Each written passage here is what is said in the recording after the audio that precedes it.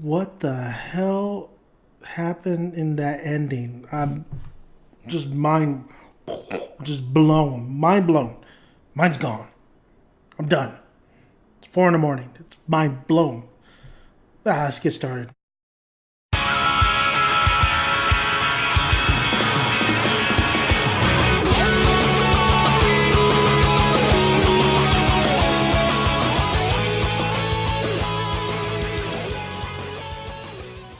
What's up, guys? Bleach chapter 399. And just like Naruto, something big is going to happen next week because the ending of this chapter was just.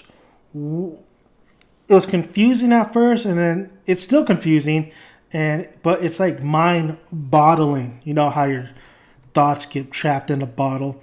Let's get right into it. I'm gonna be reviewing Bleach from now on. I feel like I didn't want to review it because it's really just like this manga in particular. It's just like some chapters you just skim through.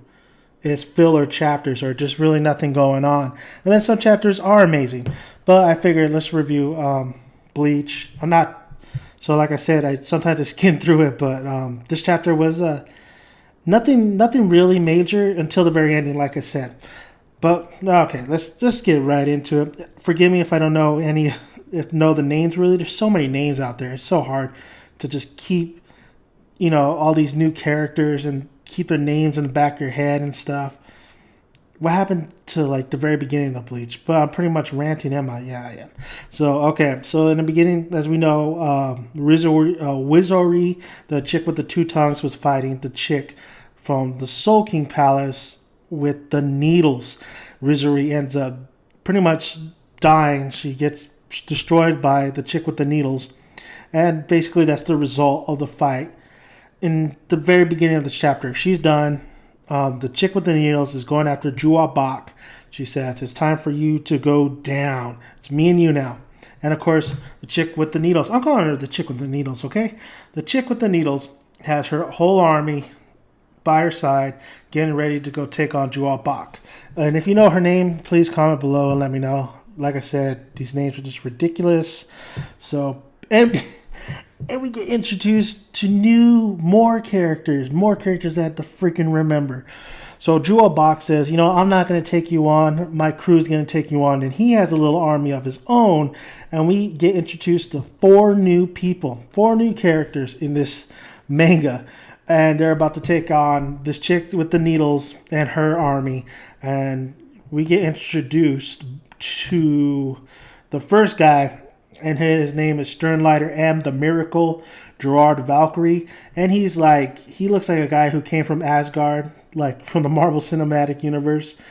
Thor, he has his helmet, he has wings on his helmet, and it covers his eyes. So he kind of looks like a badass though. He has a sword, he has a shield. He definitely looks like those that Greek mythology type of figure. And then we get introduced to Sternlighter X, the Exorcist, and as he has a robe on, and on his left eye, his eye is closed, and he has like a little symbol with an X. So of course something has to do with exorcism or some kind of maybe even alchemy or something. And then we get introduced to Sternlighter C, the Conversory. And the Conversory is very mysterious. He has a robe on, he has the hood on. You can't see his face. You could just see these two just white eyes glowing, but you just cannot see his face. It looks like he's wearing a mask. He looks a lot like, I want to reference, since we're referencing Marvel, I want to reference Star-Lord. If you didn't see Star-Lord's face and you just saw those red eyes, so underneath the hood, like a little Jedi kind of hood, robe. And then we get introduced to Sternlighter D, the Death Dealer, and he's basically a reject Aizen. He looks comical. He has like the Aizen hair, except the one little bang is just all the way down to his freaking chin. He definitely looks like Aizen, but very comical. So, but getting right into it. So they introduce themselves. They're ready to take on this chick with the needles. And of course, the first one is the Greek god the Greek god. What's his name again? Sternlighter M, the Miracle. It's the Miracle who takes on this needle chick. He pretty much rushes right after her and tries to stab her. Let me just get through this real quick. Yeah, he pretty much rushes after her, tries to stab her. Nothing happens. She blocks it. He uses a shield. She blocks it. It's like, and then she pretty much calls on her soldiers. And she calls on her soldiers. I don't need that anymore. She calls on her soldiers, and one of the soldiers pretty much like grows, and it's like a shadowy figure. So it grows, and one of the Sternlighters is like, "Damn, that thing is huge." And somebody else says, one of the other Sternlighter says, "Never say he's huge. Like, what are you talking? It doesn't matter. It pretty much doesn't matter." And then the conversary just takes off his robe or hood, and he just like the soldier shadow just breaks. It just like you just see this thing. Everything is just like kind of like just falling apart. Like everything just breaks. It has that little. It's like you're cracking a window, and that's what it looks like. It's like you're cracking a window. It's this.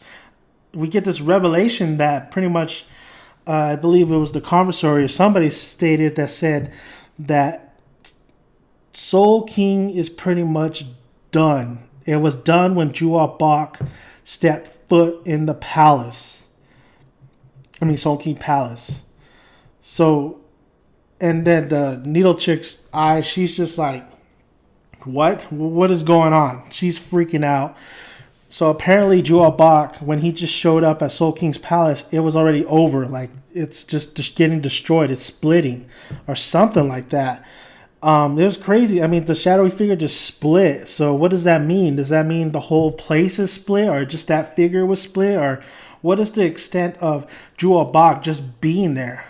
Is it possible that he is somewhat related to the Soul King himself, that his very presence just leads this whole world to crumble, that he has power in controlling the palace? I don't know. It's just crazy. But apparently Soul King Palace is done. Like, it's game over, man. Game over. So it's confusing, but then it definitely makes me want to looking forward to next chapter. So once again, there wasn't that much in this chapter. It was the aftermath of last week's fight. It was basically getting introduced to these 4 new characters, the Sternlighters, and getting this revelation that something, either just the army is destroyed, or the Soul King Palace itself is destroyed. What does this really mean? And then we all know that Ichigo and Orihime and Yoriichi, they're on their way to the Soul King Palace. So this is crazy. This is what does this mean? Does this mean the Soul King Palace is done? Let me know. You guys definitely probably know more than me, because I'm just like super confused. I wouldn't think. What is the extent of Juwa Bak's powers? Juwa Bak has always been kind of a mystery, so it's interesting that Soul King Palace would just be done. So let me know what you guys think. This chapter, I guess if I had to rate it, I want to give it a 6 out of 10, because there wasn't too much. It was just that last bit, that ending was just what the hell? It's a what the fuck moment. So, but we get introduced to more characters, and I mean, it's gonna happen because, hey, we're at the Soul King Palace. So, and the whole, what are your thoughts on Juwa Bak? What does this mean? Once Juwa Bak stepped foot in there, it was over. What does that mean? So thanks guys for watching my videos. Please comment, subscribe. I have more videos on the way, more manga, more anime, definitely more anime videos, because I love me some anime. And look out for my movie reviews as well. Just a little shout out to Forever World and the Phone 99. Their channels are awesome. Go check them out after this video. But yeah, so you heard it first. Juwa Bak. Crazy, huh? All right, let me know. Let me know what you guys think about this chapter. All right, peace, guys.